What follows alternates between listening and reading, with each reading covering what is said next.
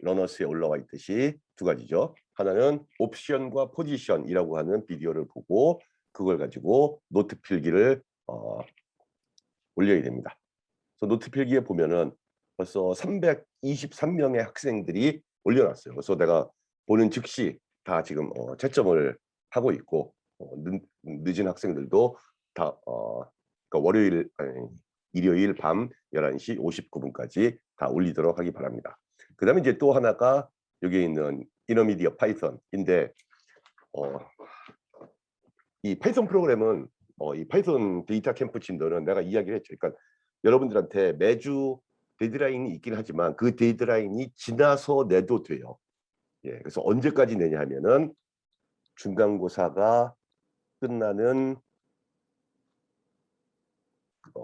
그러니까 여기에 7 주차 가 중간고사가 아니라 8 주차가 중간고사인데 요 데이터 사이언스 이걸 보면은 종료 일시는 10월 18 일이라고 되어 있는데 여기서 일 주일의 시간이 사실은 더 있습니다. 그래서 여러분들이 이걸 다 해서 내야 됩니다. 그래서 지금 이 데이터 캠프는 내가 채점을 안 하고 있어요. 처음에 좀 하다가 여러분들이 하는 걸 좀 더 보고 진도를 나가야 될 것 아니 채점을 해야 될 것 같아서 지금은 채점을 안 하고 있어서 여러분들이 그냥 계속 올리면 됩니다. 다만 여러분들한테 내가 이야기할 게 이게 밀리면 밀릴수록 못 해요. 예. 그래서 인제 중간고사 때니까 그냥 한 번에 몰아서 해야지 거의 틀림없이 못 합니다. 그리고는 그럼에도 불구하고 이제 '나는 할 수 있다.'라고 믿는 학생들이 있을 텐데 그렇게 하고 나면 어떤 일이 생기냐면 여러분들이 직접 안 하고 그냥 계속 답을 보고 그다음으로, 다음으로, 다음으로 이렇게 넘어가게 돼요. 그러면 마지막에 서티피케이션 받을 수 있거든요. 그런데 내가 여러분들의 진도를 볼 수가 있어요. 그래서 여기 있는 Introduction to Financial Engineering에 이 이제 여러 가지 거를 하는 학생들을 볼 수 있는데 예 이건 지금 많이 한 학생들 순으로 나와 있는 거예요. 그래서 여기 XP 언드가 보이죠. 근데 여러분들이 답을 보고 계속 움직이면은 이 XP가 안 얻어져요. 그래서 내가 지금 채점을 안 하고 있는 이유가 어 서티피케이트를 내는 거는 당연히 내야 되는데 그거 말고 자 뭐 지금 뒤에 있다고 해서 뭐라고 하는 게 아닙니다. 제일 뒤에 제일 마지막에 있는 학생들은 아직 시작을 안 한 학생들도 있어요. 예. 근데 인제 어떤 일이 있을 수가 있냐면 여러분들이 뭘 끝냈다라고 되어 있는데 이 XP earned가 점수가 굉장히 낮을 수가 있어요. 그거는 무슨 얘기냐면은 그냥 넘어갔다는 얘기입니다. 그런 학생들은 내지 않은 걸로 할 거예요. 그래서 그렇게 하지 말기 바랍니다. 예 좋습니다. PLT 쇼. 자 여러분들이 우리가 이 데이터 캠프에 가 보면은 이번에 있는 이 인터미디어 파이썬은 5 개의 챕터가 들어 있습니다. 그래서 그 챕터의 내용을 한번 다시 보면 여기에 보면은 매플랫립이라고 하는 애가 있고 자 이거를 줄이고 자 5 개의 챕터가 있는데 첫 번째가 매플랫립. 그래서 얘는 이 그래프를 그리는 데 필요한 패키지입니다. 그래서 우리가 지난주에 했던 게 뭐냐면 넘파이라고 해서 뉴메리컬 그러니까 수학의 이 매트릭스 같은 거를 이제 다루기 위해서 사용하는 게 넘파이고 두 번째로 매플랫립이라고 하는 게 있는데 얘는 그래프를 그리는 데 사용하는 패키지입니다. 그리고 인제 세 번째 패키지가 여기 나와 있는 판다스. 그래서 요 세 개는 거의 모든 파이썬 프로그램에는 필수적으로 들어가는 패키지라고 생각을 하면 돼요. 그래서 이 세 개는 당연히 다 알아야 되는 거고 그다음에 인터미디어 파이썬에서 딕셔너리라고 하는 새로운 데이터 타입 그리고는 여기에 3 장과 4 장은 사실은 어떤 컴퓨터 언어를 배우더라도 다 있는 거예요. 근데 다행히도 얘는 이 영어하고 되게 비슷해서 그냥 우리가 영어를 읽듯이 이렇게 쭉 읽으면 그래서 if 얘가 참이면 다음을 해라. 얘가 거짓이면 얘를 하지 말아라. 뭐 이런 종류의 것들이 로직이라고 하는 것이고 그다음에 루프는 계속해서 어떤 일을 반복시킬 때. 그래서 두 가지가 있습니다. 하나는 for loop라고 하는 게 있고 또 하나는 while loop라고 하는 게 있는데 주로 이제 for loop를 많이 사용하지만 while loop도 간혹 사용할 때가 있습니다. 그리고 마지막에 요 케이스 스터디는 여태 까지 앞에서 배웠던 거를 쭉 모아서 한 번에 그러니까 예를 들면 작은 프로젝트 같은 거를 해보는 그런 애에서 얘를 다 끝내야 됩니다. 그리고 이제 여러분들이 이 인터미디어 파이썬까지 끝내고 나면 사실은 파이썬의 기본은 다 배운 거예요. 파이썬의 기본은 다 배운 거고 그 다음부터는 이제 각각에 대해서 조금씩 더 들어가 보는 건데 당연히 지금 여기서 질문하는 학생처럼 이게 이제부터 이제 질문이 막 생기기 시작하는 거예요. 예를 들면 PLT, CO에서 괄호가 있는데 이거는 어떤 경우에 쓰고 어떤 경우에는 안 쓰냐. 자, 콜앱에 가보도록 하겠습니다. 콜앱에서 새로운 노트북을 띄우고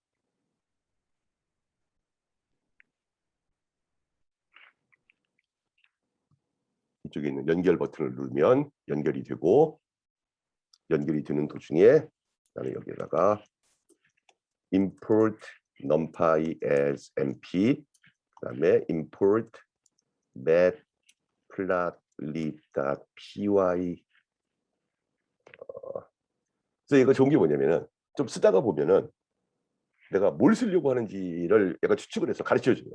그래서 내가 쓰려고 하는 게 얘겠죠. 그래서 얘를 선택을 하면 그냥 matplotlib 하면 pyplot 이러면서 plt 또 하나 더 하면은 import pandas as pd까지 해서 세 개의 세 개의 패키지를 임포트를 했습니다. 그리고 이제 여러분들이 그림을 그려야 될 텐데 자, 이 plt 그러니까 원래는 요 matplotlib.pyplot이라고 다 써야 되는데 그 다 쓰려면 이제 귀찮으니까 나는 걔를 plt라고 부르겠다. 그리고 이제 plt의 가장 기본이 뭐냐면 플랫이에요. plot. 그리고 이제 괄호 열고 괄호 닫고 이게 이제 가장 기본적인 모습인데 이렇게 괄호까지 열고 닫고 보면은 얘가 뭔가 설명을 해줘요. 그래서 여기 있는 말을 읽어보면은 여기에 뭐뭐뭐가 들어갈 수 있다, 들어가야 된다. 그래서 예를 들면은 뭐 args 그다음에 kw args 하면서 뭔가 좀 이상한 것들이 있는데 나도 이거 다 못 외웁니다. 그래서 여러분들이 해야 될 건 뭐냐면은 미니멈만 배우는 거예요. 그래서 미니멈만 배우고 거기서 이런 걸 더 하고 싶다라고 하면은 거의 틀림없이 그걸 할 수 있는 방법이 있어요. 그래서 그 방법을 찾아서 하면 되는 거예요. 그래서 일단 미니멈. 그래서 여기다 아무것도 안 쓰고 얘를 한번 실행시켜 볼게요. 그러면 뭔가 그 그래프 같은 게 만들어지긴 하는데 아무것도 안 찍혀 있어요. 왜냐면은 뭘 찍으라고 내가 아무것도 이야기하지 않았으니까. 그래서 자 여기에 있는 요 라운드 형태로 된 이 괄호 우리가 이제 흔히 말하는 이 괄호는 항상 어디에 쓰이냐면은 펑션 그다음에 메서드에 반드시 쓰여요. 그래서 얘는 아무 아규먼트 없이 이 메서드를 그냥 불렀다요. 근데 여러분들이 아까 봤는지 모르겠지만 이게 아무 아규먼트 없이 불러도 여기에 뭐 스케일 x, 스케일 y라고 하는 값이 이미 디폴트로 true로 들어가 있어서 내가 아무 값을 안 넣어도 x하고 y는 그려져요. 그러면 내가 해야 될 미니멈 뭐냐면은 뭔가를 그리고 싶으니까 숫자를 넣어줘야겠죠. 한번 넣어보겠습니다. 그래서 이 안에다가 리스트로 예를 들면 1, 2, 3, 10을 넣었어요. 그리고 얘를 실행시키면 뭔가가 나오죠. 그래서 이게 미니멈이에요. 그래서 여기서 이 넣어준 지금 1, 2, 3, 10이라고 하는 게 어디에 있는가 보면 여기에 1, 그다음에 여기 어딘가에 2, 그다음에 3, 그리고 제일 위에 10을 다 연결시킨 선으로 그리는 게 얘의 디폴트 값입니다. 그러면 이제 PLT-CO는 뭔가? 자, 데이터 캠프에서는 얘를 한번 그리고 그 다음에 밑에다가 사실은 PLT-CO를 넣으라고 합니다. 내가 아직 얘를 실행시키지 않았는데 지금 PLT-CO를 실행시키기 전에 예를 보면 여기 그림이 나오지만 그림 위에 뭔가 또 이렇게 말이 나와요. 근데 이거는 사실 우리한테 필요 없는 거거든요. 그래서 그림만 보고 싶다라고 하면은 이렇게 PLT 그다음에 show PLT show를 누르면 됩니다. 그래서 show는 기본적으로 아무 아규먼트 없이 원래는 뭐냐면 이 PLT 플랫은 그림을 그냥 그려주는 애. 그래서 그림을 그렸어요. 근데 그거를 보여달라고 하는 애가 여기 다음에 있는 PLT show입니다. 그래서 그럼 왜 굳이 이렇게 어렵게 한 번에 보여주면 안 되나?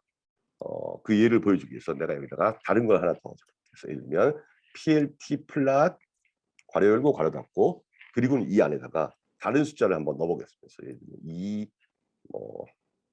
3, 4, 5. 그러면 얘가 뭘 할 건가 생각해 보면 PLT 플랫이 1, 2, 3, 10을 가지고 그래프를 하나 그리겠죠. 그 다음에 PLT 두 번째 있는 PLT 플랫이 2, 3, 4, 5를 가지고 그림을 그릴 거예요. 그리고 그거를 보여다오라고 하면 어떤 그림이 그려지냐면 두 개가 한꺼번에 그려져서 나한테 보이는 거예요. 근데 나는 그게 아니라 나는 원래 하나하나씩 보고 싶다. 그러면 요 PLT 쇼를 카피를 해서 여기다 갖다 놓겠습니다. 그럼 이게 두 가지죠. 하나는 PLT 플랫 1, 2, 3, 10 그리고 PLT 쇼. 그다음에는 PLT 플랫 2, 3, 5, 2, 3, 4, 5 그리고 PLT 쇼. 이러면 그림이 두 개가 그려지죠. 그래서 이 각각이 하는 일이 달라요. 그래서 여러분들이 어느 경우에는 어느 거고 어느 경우에는 어느 거냐 엄청 헷갈린다. 처음엔 당연히 헷갈립니다. 예, 처음엔 당연히 헷갈리는데 이 데이터 캠프가 계속 비슷한 일을 반복시켜요. 예, 매 엑서사이즈에 보면 이거 또 해야 되나 이거 또 해야 되나 근데 계속 반복시키는데 그 정도의 반복을 해야 돼요. 그래서 반복을 하면은 이게 이제 어떤 애는 그냥 괄호 없이 아니 그러니까 괄호 안에다가 아무것도 안 넣어도 되는 애고 어떤 애는 여기다가 뭘 넣어야 되는 거구나라고 하는 것이 여러분들 손과 몸으로 익숙해져 있다. 그래서 아무튼 여기서의 괄호는 이 쇼가 메서드이기 때문에 괄호를 넣어주는 겁니다. 자, 다음. iter rows 라고 하는 애는 내가 뭐 리스트를 만들어 보면서 A라고 하는 리스트가 있는데 얘는 그냥 A는 뭐 1, 10, 100, 99 라고 하는 애를 만들었어요. 그리고 여기 있는 애를 하나하나씩 이렇게 보려고 하면은 for i in A 그다음에 print i 이러면은 첫 번째가 1이었고 그다음에 10, 100, 99 그래서 하나씩 쭉 보여주죠. CSV 파일을 하나 읽어보겠습니다. 그래서 pd read underscore csv 그리고는 문자열로 만들고 내가 가지고 온 애를 읽어올 수가 있어요. 자, 요거를 내가 카피를 해서 채팅창에다가 보낼 테니까 여러분들이 이걸 카피해서 어디다 잘 기억을 해두고 있으면 됩니다. 그래서 뭔가 좀 복잡한 것 같지만 여기 보면 그냥 내가 예전에 만들어 놨던 데이터예요. 그래서 이렇게 하면은 인터넷상에 있는 CSV 파일을 내가 가지고 올 수가 있어요. 그래서 얘를 가지고 와서 보통 얘를 이제 DF라고 이름을 나는 많이 붙이는데 왜냐면 이게 데이터 프레임이라고 하는 의미에서 그래서 DF 그리고는 for i in df print i 그럼 여기서 지금 뭐만 보여주냐면은 family, father, mother 하면서 여러분들이 얘를 비교를 해보려면 원래 df하고 같이 비교를 해봐요. 이 데이터 프레임이라고 하는 거는 이게 엑셀 시트라고 생각하면 됩니다. 그래서 컬럼에 이름들이 있고 그 다음에 로우에 번호들이 하나씩 쭉 붙어 있죠. 근데 이 df를 이렇게 i 하고 그다음에 프린트 i 했더니 얘가 뭐만 보여주냐면은 패밀리 파더를 하면서 여기 어떤 컬럼들이 있다 이 이름만 보여주는 거예요. 근데 내가 원하는 건 그게 아니라 여기는 이 숫자가 보고 싶은 거예요. 숫자가. 그러려면 이 df 뒤에다가 iter rows 괄호 열고 괄호 닫고 아마 맞을 겁니다. 그래서 실행시켜 보면 다르죠. 아까하고. 그래서 얘는 지금 뭘 보여주냐면은 되게 많네. 그쵸 많죠.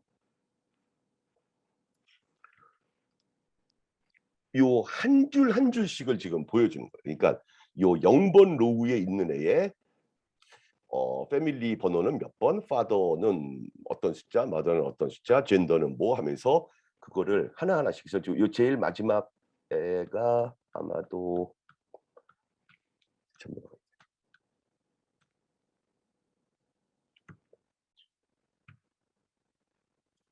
제일 마지막 애가 얘입니다. 그래서 889번.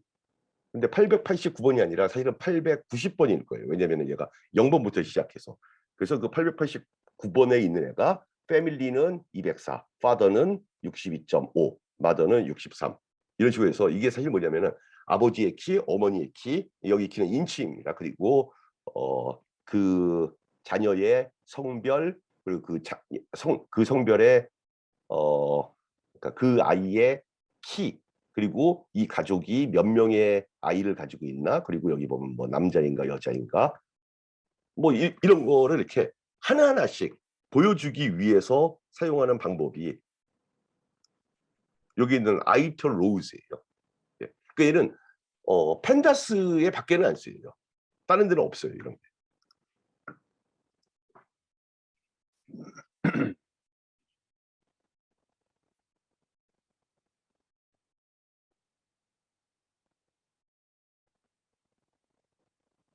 그렇죠. 예. 요거 이제 재밌는 질문인데, 내가 이게 이거 되게 헷갈려요. 자, 가서 한번 해 보면, 자, 요 DF라고 하는 우리가 데이터 프레임을 가지고 왔죠. 그래서 이 데이터 프레임에서 내가 예를 들면 패밀리만 보겠다라고 하는 얘기는 패밀리인 컬럼을 보겠다라고 하는 얘기죠. 그래서 얘를 실행을 시켜 보면, 예, 111. 그래서 이게 여러 가족의 아버지와 어머니, 뭐 자녀들의 키를 이렇게 쭉 기록한 데이터여서 요 앞에 4명은 다 패밀리 번호가 1번이에요. 이게 다 같은 가족입니다. 그러니까 예, 자녀가 4명이 있는 모양. 그다음에 이제 뭐 2번 패밀리가 몇 번에서 이렇게 하는 거죠. 그래서 이게 인제 이 데이터 프레임의 기본이에요. 그러니까 내가 어떤 컬럼을 보겠다라고 할 때는 그냥 거기다 컬럼 이름만 써 주면 됩니다. 근데 내가 어떤 컬럼과 로우가 겹치는 부분을 같이 보고 싶다, 이럴 때가 있거든요. 그때는 df dot 내가 더 좋아하는 거는 ilog. 이게 되게 헷갈리는 이야기인데, 그리고는 여기다가 family.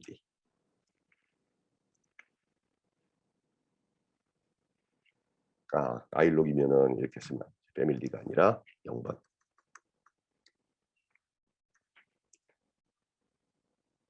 자, 그럼 이제 똑같은 애를 보여줘. 근데 여러분들 요 두 개가 있습니다. 하나가 록이라고 하는 게 있고, 그러니까 뭐의 약자라고 생각하면은 로케이트라고 하는 말의 약자라고 생각하면 돼요.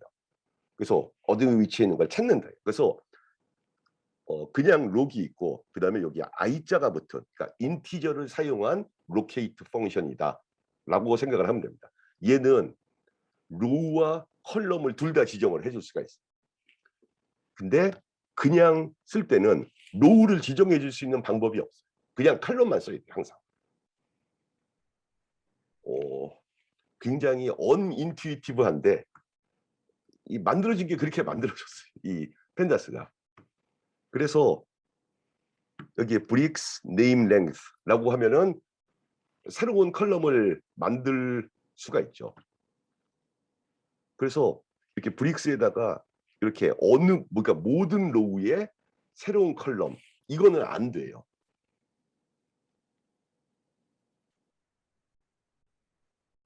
그래서 기본적인 이게 뭐냐면은 그냥 이름을 쓰면 걔는 무조건 다 컬럼이에요. 근데 내가 굳이 열을 스페시파이 하고 싶다라고 하면은 이렇게 록 또는 i록을 써야 돼요.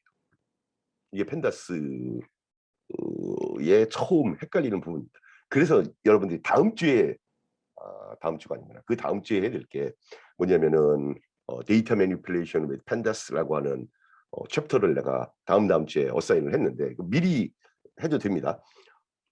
거기에서 이거를 엄청 연습을 시킬 거예요, 여러분들한테. 막 지겨울 정도로. 그래서 하다 보면 지겨워서 이걸 또 해야 되나 하는데 그걸 하고 나면 익숙해져요. 지금은 그렇게까지밖에. 예.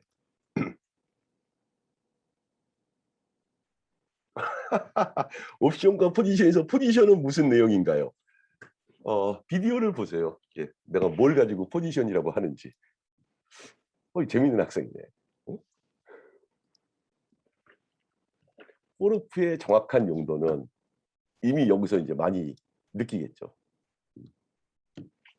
자, for I in range 10 그리고 print I 이렇게 하면은 0부터 시작해서 9까지 쭉 적어주죠. 그래서 여러분들이 만약에 숫자를 한 번씩 적어라 그러면은 그걸 프린트 0, 프린트 1, 프린트 2 그렇게 해도 똑같이 이렇게 만들 수 있어요. 예, 프린트분을 10번 쓰면 되거든요. 근데 그러면 컴퓨터를 쓰는 의미가 없죠. 컴퓨터는 뭔가 우리가 이렇게 반복적인 일을 그냥 계속 해봐라 라고 할 때 이런 걸 쓰는 거기 때문에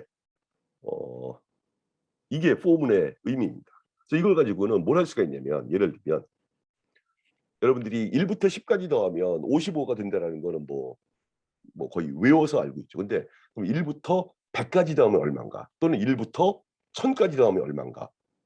이게 공식이 있어서 이제 넣어서 해보면 하겠죠. 그런데 컴퓨터한테 강제로 계산해 보라고 시킬 수가 있어요. 이게 뭐냐면은 자, 썸은 0인데 여기서 뭘 시킬 거냐면은 썸은 썸 플러스 1이에요. 프린트. 그럼 얘를 보면 생각해 보면은 이게 뭐냐면은 우변에 있는 일을 이벨리에이트하고 그거를 좌변에다가 갖다 넣어요. 이렇게 하면 안 되는 거야. 썸 플러스 1이 아니라 썸 플러스 i. 자, 그러면 처음에 i는 0번입니다. 그래서 그냥 0번에서 0을 더하니까 그냥 0이에요. 근데 그 0에다가 다시 1을 더하고 다시 2를 더하고 3을 더하고 4를 더하고 이렇게 다 더하고 나서 더하면서 그 결과를 하나씩 나한테 보여다오라고 하면 0, 1, 3, 6 하면서 쭉 커져서 마지막에 45가 나오는데 그거는 0부터 9까지 더했으니까 그렇죠. 왜냐면은 이 마지막 숫자는 들어가지 않기 때문에. 그래서 굳이 10까지 더하려면 여기를 11로 써주면 55가 제일 마지막에 나오는 걸 알죠. 그러면 1부터 100까지 더하면 얼마인가? 그러면 101까지 써주면 되겠죠. 그럼 얘가 이걸 다 더해요. 일일이. 그래서 제일 끝에는 5050이다. 엄청 길죠. 그래서 보통은 이렇게 포르프 안에다 이걸 쓰지 않고 밖에다가 쓰면 그러면 여기에 인덴트 하는 게 이제는 익숙해질 텐데 그 포르프나 if를 보면 이렇게 인덴트 하는 게 익숙해져야 되는데 얘를 실행을 다 하고 그다음에 밖에서 얘를 쓰는 겁니다. 그래서 우리가 1부터 1000까지 더하면 얼마일까? 그러면 1001까지 해보면 답이 500, 500이 된다. 그래서 얘는 지금 무슨 그 합의 공식 이런 걸 쓴 게 아니라 진짜 0부터 시작해서 1000까지 얘가 하나씩 하나씩 다 더하는 거예요. 그럼 10,000까지 더하면 얼마인가? 패턴이 있죠. 물론 이런 패턴 이제 그래서 이게 포르프를 컴퓨터한테 우리가 하기 싫은 일을 반복적으로 시키는 겁니다. 그게 포르프의 의미입니다. 10월 25일까지입니다. 그러니까 모든 숙제는 일주일에 모든 숙제가 아니라 제일 마지막 파이썬도 일주일 후까지 받기 때문에 그러니까 제일 첫 번째는 6주 후, 두 번째는 5주 후, 세 번째는 4주 후 이런 식으로 해서 다 듀데이 그러니까 마지막 레이 서브미션 데이는 다 똑같아요. 근데 이때까지 가면 여러분들 이거 할 수 있을 것 같은데 못해요. 그래서 미리 하라고 하고 내가 지금 이거를 여러분들 데이터 컴퓨터에서 채점을 안 하고 있는 게 한 20% 이상의 학생들이 결국은 못할 거예요. 누가 못할지 모르겠는데 여러분 중에 20% 정도가 못할 거예요.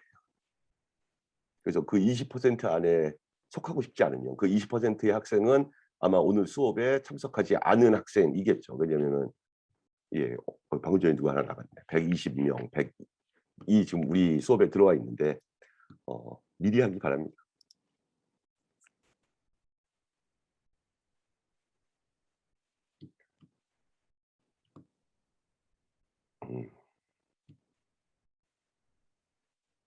자, 여러분들이 이제 잘 구분을 해야 되는 게 나는 주식 시장을 동전 던지기라고 생각해요. 근데 나의 포커스는 그래서 주식을 맞추자가 아니에요. 주식이 어떻게 움직이든지 거기에 알파가 얼마든지 그거는 나하고는 좀 별로 상관이 없어요. 내가 원하는 거는 주식을 기초자산으로 하는 파생상품이 있으면 그 파생상품은 우리가 아주 그럴듯한 이론을 이용해서 가격을 계산해낼 수가 있다는 거예요. 그리고 그 가격이 이 세상에서 거래되고 있는 실제 파생상품의 가격하고 거의 비슷해요. 그리고 세상에서 거래되고 있는 파생상품의 가격이 내가 계산한 이론적인 가격과 다르면 돈을 벌 수 있는 기회가 있어요. 그래서 나는 주식시장에 대해서는 잘 모르겠어요. 그러니까 주식이 랜덤워크이라고 믿는 사람도 있고 또는 그렇지 않다라고 믿는 사람도 있고 그거는 상관이 없습니다. 그냥 주식은 거기서 이렇게 움직여요. 우리가 금융공의 관심은 주식을 어떤 식으로든지 모델링을 하면 그걸 이용한 파생상품의 가격을 계산할 수 있다.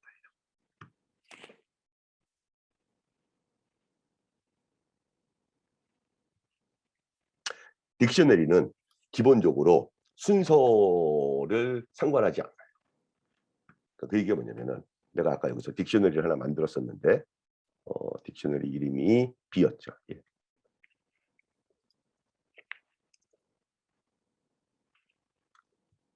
그래서 여기 보면 내가 아까 틀림없이 입력했을 때는 어떤 순서로 입력을 했냐면은 K1이 1, 2, 3이다. K3가 STRIII다. 그다음에 K100이 234다. 라는 순서로 입력을 했어. 근데 딕셔너리는 그 안에 있는 아이들의 순서에는 상관이 없어요. 그래서 어떤 의미에서 여기 있는 이 집합 기호를 썼을지도 모르겠어요. 왜냐면 집합이라고 하는 거는 순서는 의미가 없잖아요. 그래서 딕셔너리에 뭘 찾을 때는 그 키를 가지고 찾는 겁니다. 그래서 딕셔너리를 다시 써봤더니 이번에는 이렇게 K1, K100번, K3번 이런 순서로 보이죠. 그래서 내가 넣은 순서하고 다를 수가 있어요. 원래 이 파이썬의 옛날 버전은 원래 내가 넣은 순서대로 나오게 돼 있었는데 사람들이 이제 그게 마음에 안 든다라고 해서 사실은 여기에 이제 오더를 넣으려고 K1 다음에는 K100이 K1하고 더 가까운 스트링이에요. 왜냐면은 K1이고 여기도 K100이니까. 그리고 K3는 그보다 더 아래. 그러니까 이걸 소팅을 해서 보여주는데 기본적으로 이건 소팅을 못한다라고 생각을 하면 됩니다. 그러니까 딕셔너리는 오더를 생각하지 않는다. 그래서 뭐가 안 되냐면은 이게 안 돼요. B0 0번째를 찾겠다가 안 돼요. 딕셔너리에서. 왜냐면은 0번째가 없기 때문에. 이게 리스트에서는 A라고 하는 리스트가 있을 때 A의 0번째를 보여주고 하면은 리스트 안에는 순서가 있어요. 근데 딕셔너리는 그 안에 순서가 없기 때문에 그렇게는 못 찾고 키를 가지고 찾는 겁니다.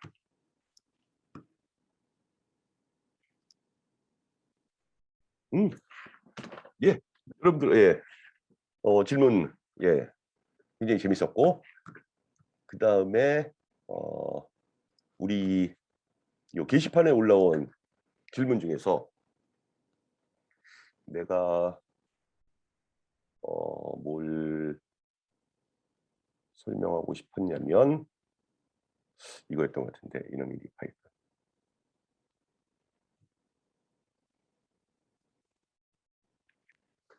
이 drive right이라고 하는 그러니까 자 이거를 보여줄 수 있는 방법이 자, 우리가 df라고 하는 애를 아까 만들었습니다. 이게 뭐냐면은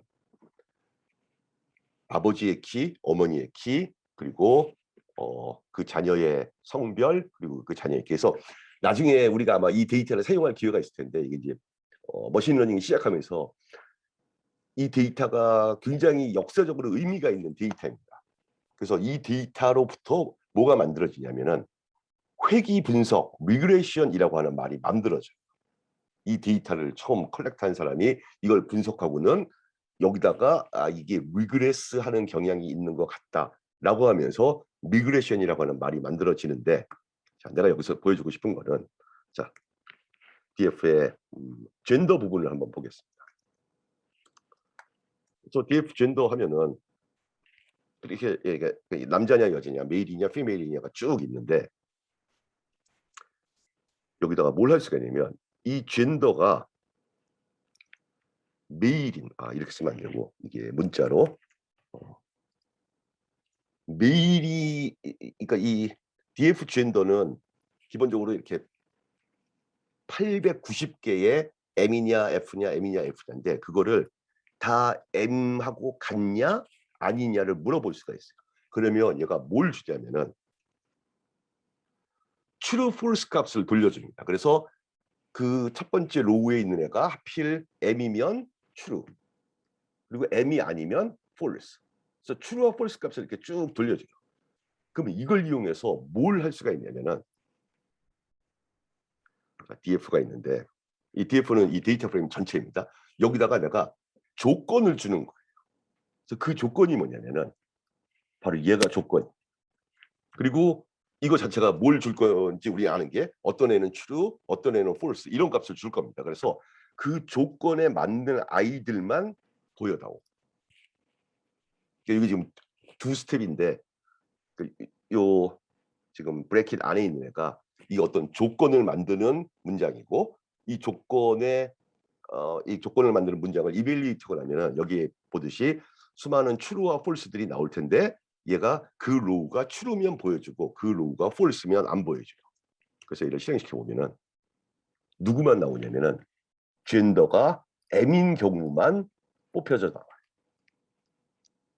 그래서 이게 이 전체 데이터셋 중에서 내가 남자인 경우만 뽑아서 그걸 가지고 분석을 해보겠다, 또는 여기가 여자인 경우만 뽑아서 분석을 해보겠다 라고 할 때 쓰는 방법이 이겁니다. 그래서 이걸 가지고 필터링이라고 이야기를 하고, 이 필터링 같은 이런 기능 때문에 파이썬이 굉장히 파퓰러해져요.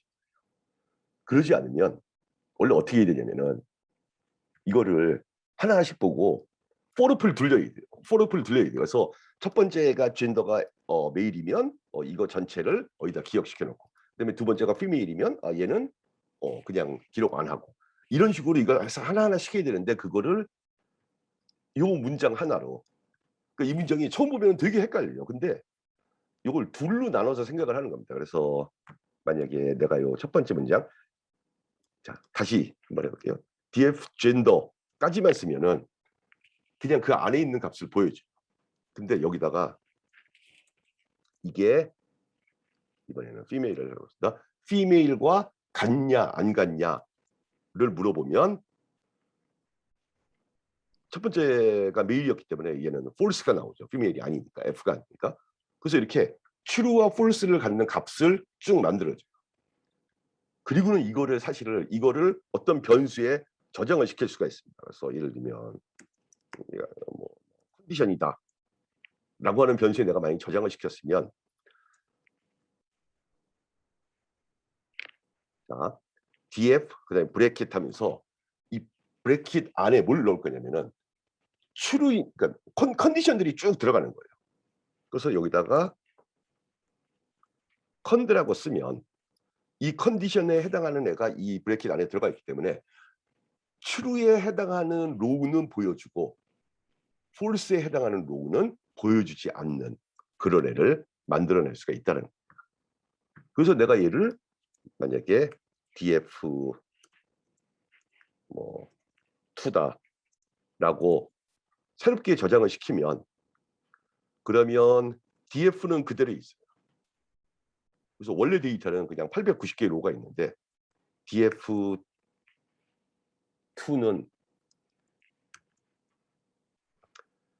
430개만 셀렉트된 새로운 데이터 프레임이 되는 겁니다. 그러면 이것만 가지고 내가 뭔가를 분석해 볼 수가 있죠. 이게 필터링, 이게 가장 핵심적인. 그래서 그래서 처음에는 잘 안 돼요. 처음에는 그러니까 이렇게 두 단계로 생각하는 게 편한데 나중에 이제 이게 익숙해지면 어떻게 쓰냐면은 자 DF인데 내가 DF에 뭘 볼 건데 이 안에다가 컨디션을 넣어줄 거예요. 그래서 근데 그 컨디션은 뭐냐면은 예를 들면 여기에 father가 뭐 70보다 큰 사람들만 보였다고. 그러면은 아버지의 키가 70인치가 넘는 사람들만 지금 뽑아서 보여주게 되는 거죠. 이런 식으로 여러 가지 조건을 내가 넣을 수가 있어요. 그래서 그 조건에 해당하는 아이들만 뽑아내는 그런 방법이 있습니다.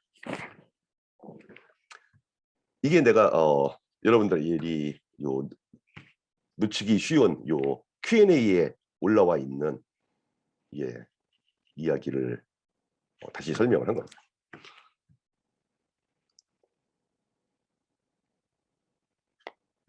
그쵸. 텐서플로우는 그러니까 뭘 배워야 숙제를 내주지 배우지 않았는데 숙제를 내줄 수는 없잖아요. 그래서 중간고사 이후에 배울 거니까 그러니까 이렇게 생각하면 돼요.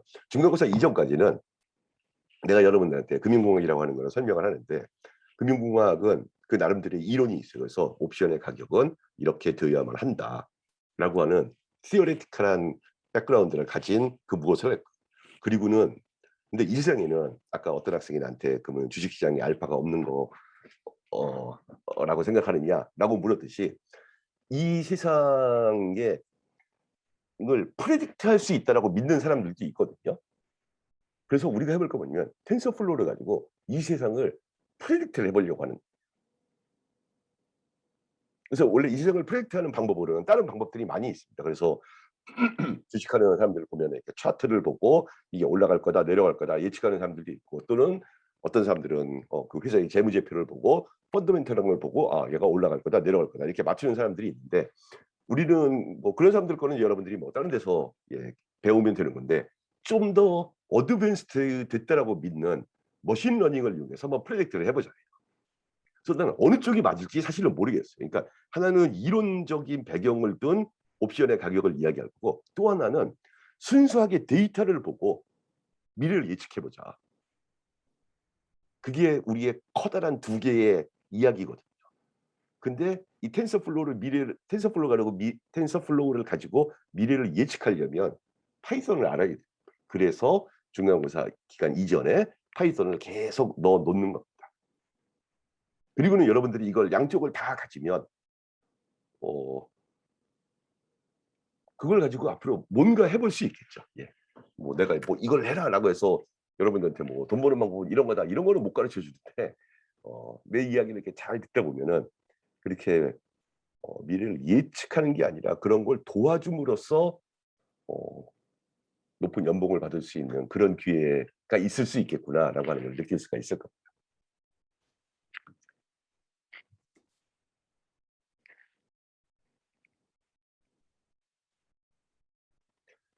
자, 금융공학 질문하는 학생들이 이제 별로 없는데 왜냐면은 내가 믿기로는 내가 설명을 잘해서 여러분들이 다 잘 알 거라고 생각을 하지만 어쩌면은 이제 너무 내용이 쉬워서 그렇고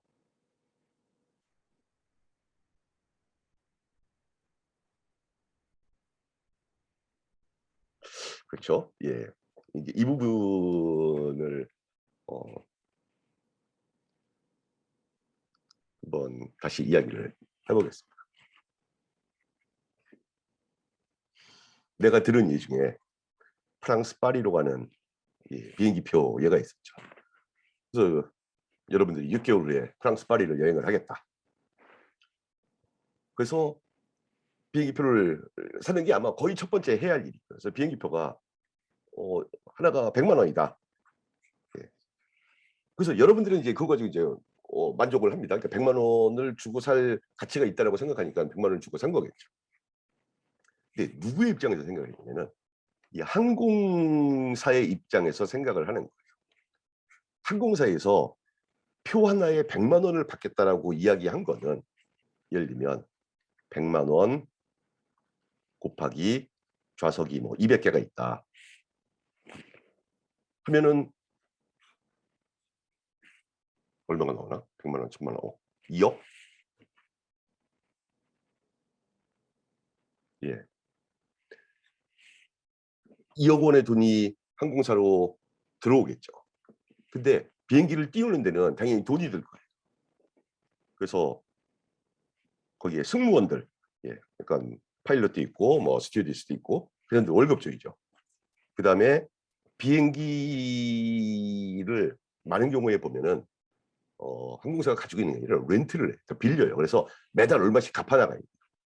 그래서 비행기 렌트비가 있겠죠. 그다음에 제일 큰 게 뭐냐면은 원료예요. 비행기 기름값. 근데 생각을 해보면 승무원 월급은 매일같이 바뀌는 게 아니잖아요. 그러니까 한 달에 얼마 이러면은 그거는 그대로 거의 정해져 있는 거예요. 그래서 뭐 1년이 지나면 연봉 협상해서 좀 더 올려주고 당연히 그럴 수 있겠지만 그다음에 비행기 렌트 비용도 정해져 있어요. 그래서 1년에 얼마씩 주겠다. 그래서 그거를 뭐 12달러를 나눠서 매달 얼마씩 준다. 근데 가장 큰 애는 뭐냐면은 이 비행기 연료의 값이 이거는 정해진 숫자가 아니거든요. 그래서 비행기 회사가 얘를 한 자리에 100만 원에 팔 수 있겠다라고 계산이 되었을 때는 학생 마이크 끄세요.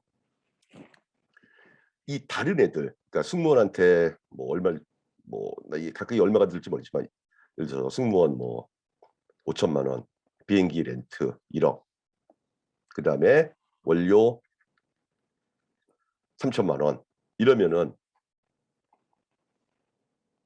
자 2억이 매출이고 요거 세 개를 다 더해 보면 1.8억이에요.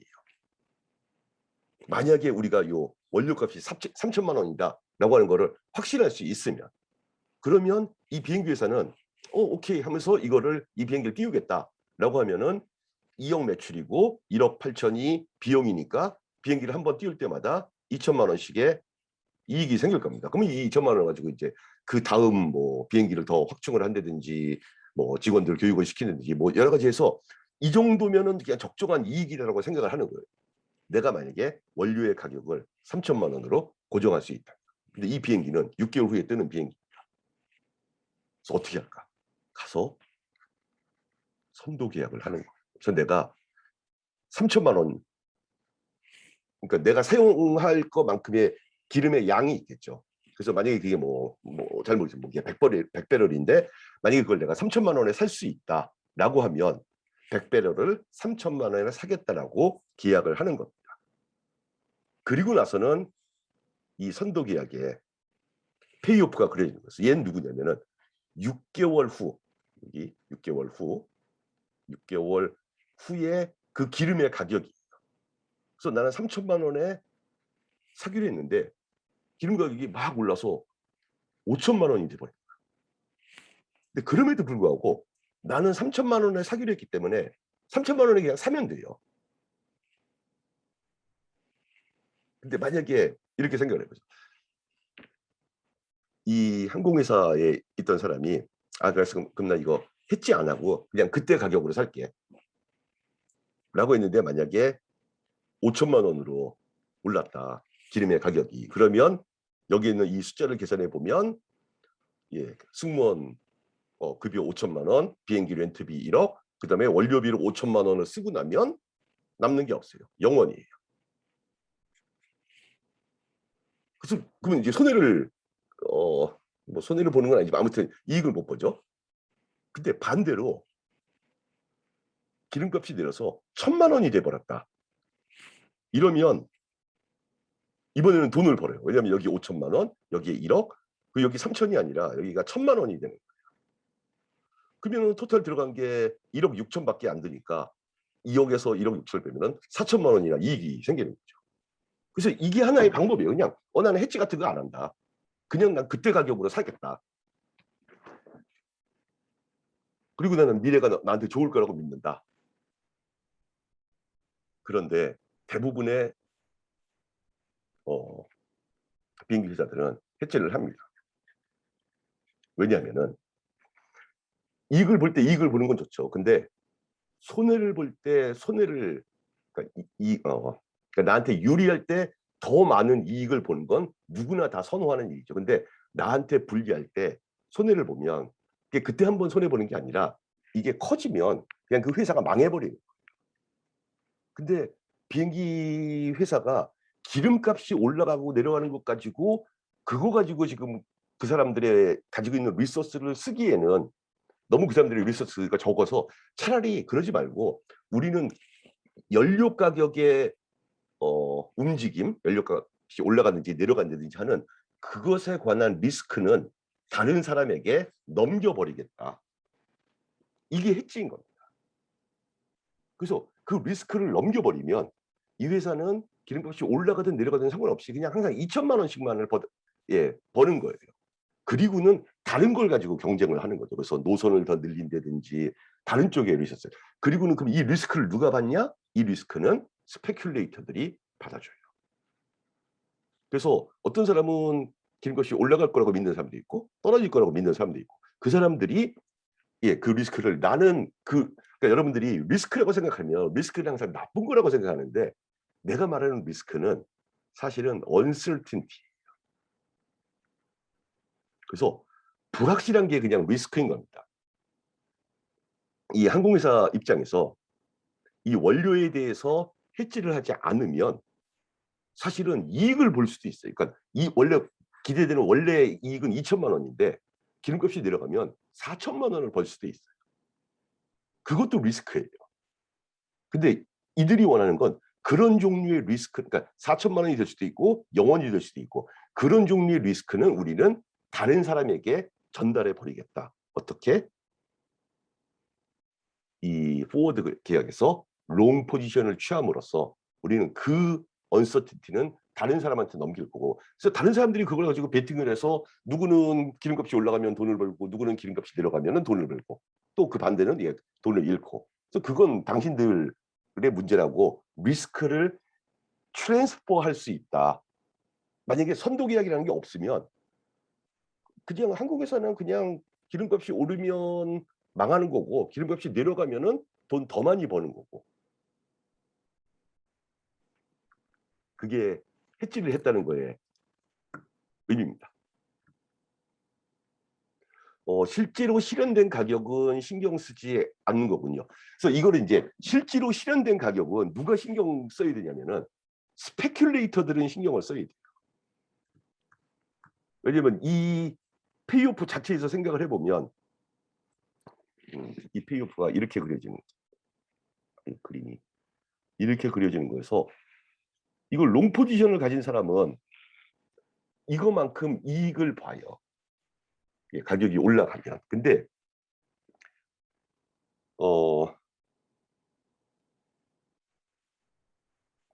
그러니까 또 다른 식으로 생각하면 자 이렇게도 생각을 하면 되죠. 그래서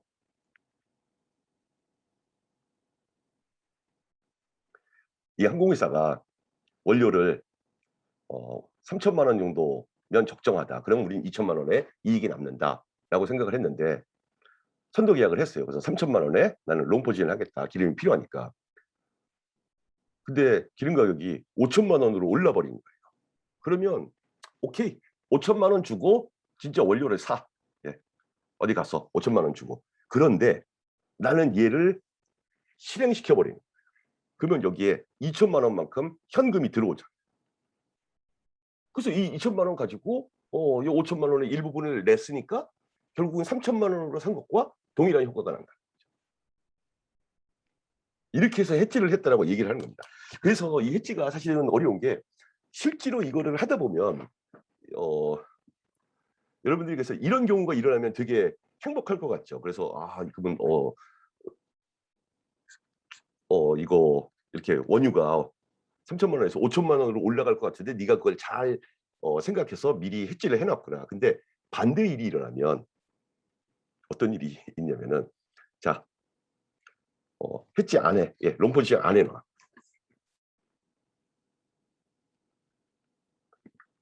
근데 기름의 가격이 떨어지는 거예요. 그래서 1,000만 원이 돼요. 그러면은 이거 너무 복잡합니다. 다시 쓰겠습니다. 그래서 매출 2억, 그다음에 어,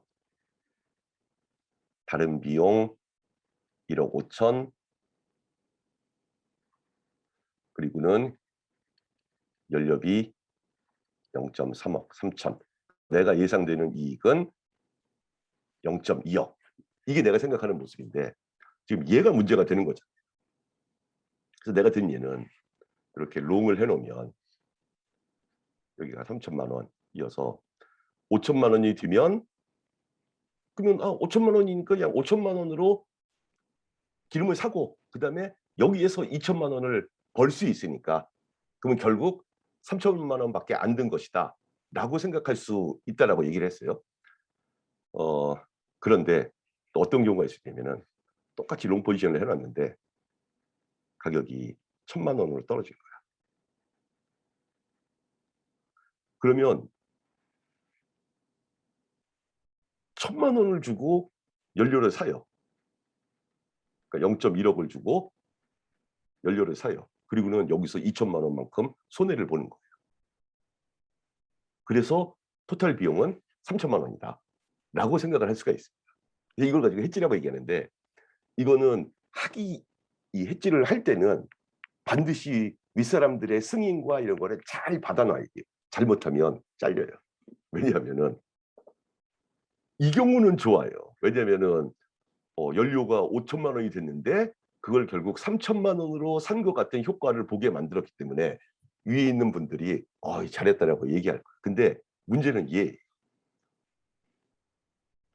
이걸 해놓은 사람한테 뭐라고 물어볼 수가 있냐면 너 이거 왜 했어? 연료 가격이 1,000만 원으로 떨어져서 네가 이런 것만 안 했어도 그냥 여기가 0.1억이 돼서 우리 이익이 4천만 원이 될 수 있는데 네가 파생 상품에 투자해서 2천만 원을 잃어버렸잖아. 그러므로 너는 나가야 돼. 라고 이야기할 수가 있어. 이게 이제 사람들이 함부로 해지를 못하는 이유예요. 그러니까 회사에 어려운 일이 생겨서 내가 이걸 잘 막아 놓으면 그건 잘했던데 여기서 하지 않았으면 좋았을 것 같은데 이걸 함으로써 손해 본 것 같은. 예. 어, 그래서 예, 그래서 만기 가격이 어떻게 되든 이익은 0이다라고 얘기하는 게 추가적인 이익이나 추가적인 손실이 없대요. 그러니까 내가 원하는 그냥 그 정도의 이익은 그냥 그것만 보면은 나는 해피한 거예요. 해지를 해놨기 때문에. 예, 잘 이해가 됐으면 좋겠습니다. 자, 그리고는 자, 내가 여러분한테 다른 웹사이트를 하나 소개를 시켜드릴 거예요. 예. 어떤 웹사이트냐면은 여기에 보면 cmegroup.com이라고 하는 웹사이트가 있습니다. 그럼 여기 뭐 The World's Leading and Most Diverse Derivatives Marketplace 이렇게 나오는데 여기 들어가면 이제 여러분들이 로그인을 하려고 나와요. 근데 이 사람들 뭐 로그인 그러니까 여러분들이 새로운 계정 만들고 들어가면은 기본적으로 무료 계정을 사용할 수가 있어요. 이 사람들이 누구냐면은 시카고 선물 거래소 사람들이에요. 그러니까 사실은 시카고 상품 거래소 사람들이어서 이 사람들이 최근 들어서 이제 굉장히 어그레시브하게 이 세상을 이렇게 막 이 상품들을 이렇게 내놓는데 그래서 여러분들이 잘 로그인을 해서 들어가 보면 이제 그다음부터 보여줄 거는 어차피 오늘 내가 이거 한 거 유튜브로 다시 다 이렇게 그러니까 잘 이번에는 잘 에디트를 해서 유튜브에 다시 올릴 겁니다. 그래서 지금 못 쫓아가도 상관없습니다. 여기 에듀케이션에 가면은 가운데 부분에 트레이딩 시뮬레이터라고 하는 게 있어요. 그래서 트레이딩 시뮬레이터를 누르면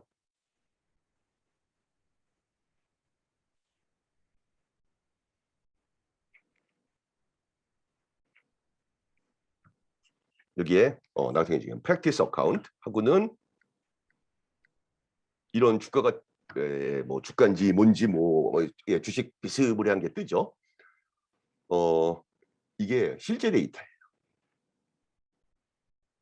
이게 실제 데이터여서 이 사람들은 기본적으로 파생 상품만 거래하는 곳이어서 얘는 지금 누구냐 하면 여기 보면은 이 미니 S&P 500라고 돼 있습니다. 그래서 뭐 S&P 500 뭐 이런 주가 지수가 있죠.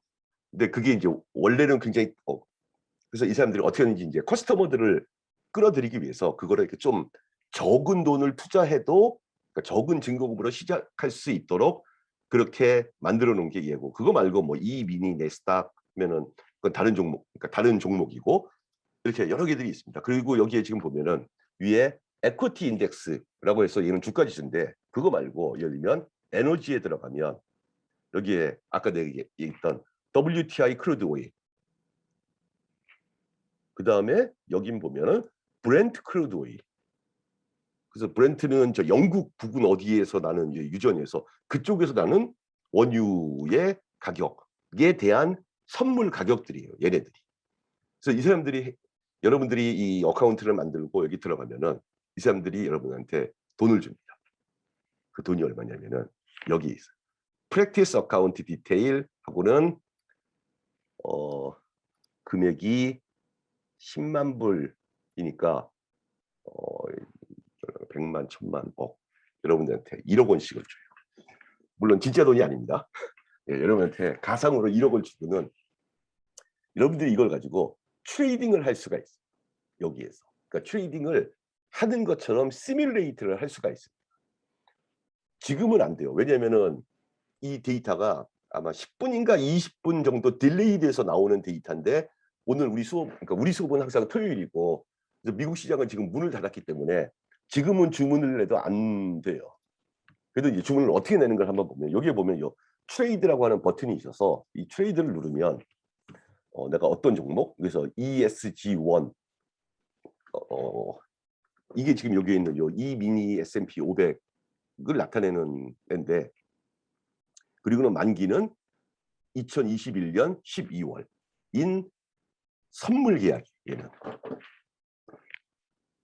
그리고 이제 뭐 커런 포지션이 뭐 비드 에스크한데 그러니까 사자와 팔자는 항상 서로 다른 가격을 부르고서 이걸 어떻게 외우냐면 항상 비드 에스크 스프레드 뭐 이렇게 외우는데 비드가 바이예요. 그래서 내가 외우는 방법은 비드는 바이하고 같이 B자로 시작하기 때문에 이게 사자 주문. 그래서 4408로 사자라고 하는 주문이 나와 있고 그다음에 에스크는 그 반대로 팔자라고 하는 주문에서 440850이면 내가 팔겠다. 예. 그리고는 여기에 보면 이제 오더 타입해서 이제 이거는 이제 시장 이제 디테일로 이제 막 들어가야 되는데 제일 편한 게 뭐냐면 요 MKT입니다. 이게 뭐냐, 마켓 밸류에서 그냥 가장 가능한 가격으로 나한테 해다오. 그래서 퀀티티 뭐 한 개. 그다음에는 여러분들이 결정해야 될 건 뭐냐면은 사자 아니면 팔자. 여기에 바이냐 아니면 셀이냐. 그래서 내가 만약에 여기서 셀 하면은 그리고 마켓 프라이스로 셀을 하겠다면은 이쪽 요거 바이 하겠다라고 하는 프라이스로 체결이 될 겁니다. 그리고 반대로 내가 얘를 바이 하겠다라고 하면은 여기서 셀 하겠다라는 프라이스로 체결이 될 거예요. 그래서 이 서밋 오더를 누르면 되는데 그런 이제 컨펌을 하라고 나오죠. 그래서 컨펌을 누르면 리젝트 됐다고 나옵니다. 왜냐하면은 지금은 장을 연 시간이 아니어서. 그래서 이걸 여러분들이 언제 해볼 수가 있냐면은 장이 열었을 때 해볼 수가 있어요. 그러면은 여러분들이 한 결과가 여기에 나타나요. 그래서 여러분의 지금 포지션이 지금 2개를 롱했다, 뭐 3개를 숏을 했다, 그게 나타나고 여기에 보면은 unrealized profit or loss, 그다음에 여기는 realized profit and loss. 이게 뭐냐? 이거는 가지고 자 여러분들한테 내가 다 1억 원씩 줬습니다. 그냥 해보세요. 망가뜨려도 상관없어. 1억 원 다 잃어도 상관없어. 그래서 진짜 가슴 아프면서 잃어보면 내가 지금 뭘 하는 건지, 포지션이 무엇을 의미하는 건지, 산다가 뭔지 판다가 뭔지를 훨씬 더 잘 이해할 수 있을 거예요. 그래서 여기 지금 보면은 트레이드에 보면은 일단 퓨처스만 있는 것처럼 보이는데 옆에 가 보면 옵션도 있어요. 그래서 옵션은 행사 가격들이 다 다르죠.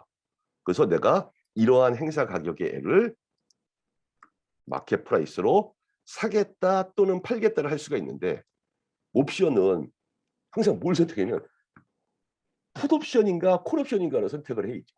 그래서 내가 풋옵션을 팔겠다, 뭐 풋옵션을 사겠다, 그러니까 행사 가격이, 또는 원하면 얘는 지금 만기가 2021년 디셈버인데 그게 아니라 난 2021년 september를 하려고 하면은 this option does not have an option contract yet.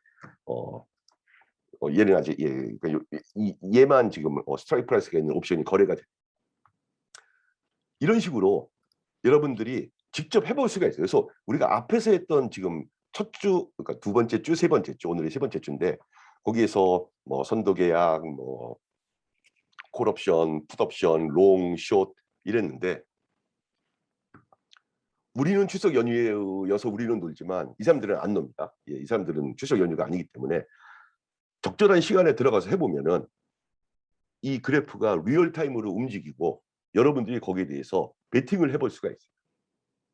그리고는 내가 뭘 했는가를 생각을 해보기 바랍니다.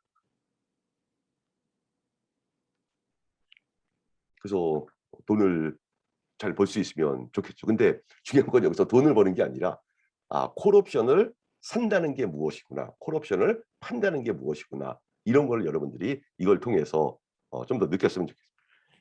게다가 더 이야기해 주고 싶은 건 여기서 지금 에쿼티 인덱스, 그다음에 에너지, 그다음에 이 사람들이 뭘 가지고 있냐면 이 세상에서 거래되는 엄청나게 많은 상품들에 대한 파생 상품을 가지고 있어요. 예를 들면 FX에 가보면 약간의 시간이 걸려서 여기 보면 유로, 저페니즈 엔, 브리티시 파운드, 캐네디안 달러, 이런 것들을 다 거래를 할 수가 있어요.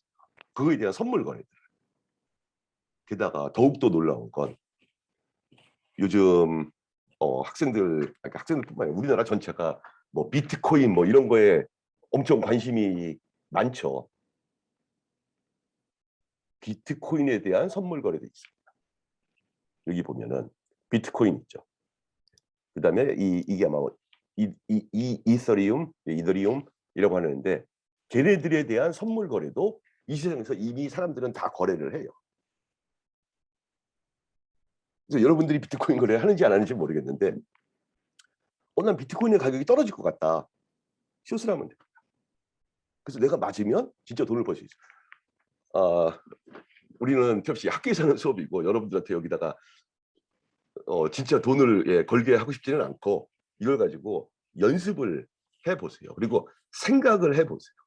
그래서 진짜 내가 만약에 비트코인 거래를 하는데, 비트코인을 난 어디서 사는지 모르겠는데 비트코인의 가격이 떨어질 것 같다고 할 때 어떻게 하면 돈을 벌까는, 일단은 비트코인을 빌려서 시장에 판다. 그리고 비트코인의 가격이 내려가면 비트코인을 다시 사서 갚는다예요. 근데 실제로 그렇게 하기가 되게 어렵거든요. 너 어디서 할 수 있냐? 그냥 비트코인을 숏을 하면 돼. 자, 아메리칸 옵션과 유로피안 옵션은 내 동영상을 좀 더 보면 우리가 이 CRR 논문에 가서 설명을 할 이야기입니다. 그래서 학생이 조금 잘못 이해하고 있어요. 예. 언제든지 해지가 가능한 옵션이 아니라 언제든지 내가 행사할 수 있는 옵션이에요. 그러니까 유로피안 옵션은 마지막 순간에 행사를 하든지 아니면 행사하기 이전이면 내가 그 옵션을 반대 포지션을 취해서 없애버리면 돼요. 그러니까 그게 무슨 말인지를 여기 가서 해보면 돼요. 그러니까 콜 옵션을 하나 산 다음에 가격, 그러니까 내가 원하는 대로 잘 되면 좋은데, 아니면 반대 포지션을 취함으로써 그 옵션을 상쇄를 시켜버릴 수가 있어요. 끝까지 안 가져가고. 그런 거를 연습해 볼 수 있는 좋은 기회라고 생각합니다. 그래서 아메리칸 옵션과 유로피안 옵션의 차이는, 행사를 유로피안 옵션은 만기 시점에만 할 수 있는 거고 아메리칸 옵션은 만기 시점 이전에도 행사를 할 수 있는 옵션이다. 그래서 좀 더 가격이 비싸요. 왜냐하면은 유로피안 옵션이 가진 건 모두 다 갖고 그것 이상의 것을 가졌기 때문에 좀 더 비싼 가격이다라고 이해할 수 있습니다. 해지가 가능해서 비싼 가격이 아닙니다.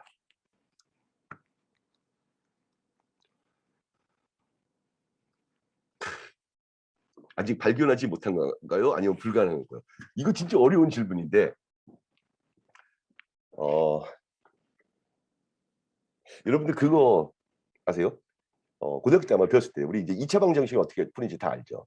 그리고 3차 방정식도 근해 공식 비스무리한 그런 공식이 있어요, 사실은. 근데 되게 어려워서 안 가르쳐 주죠.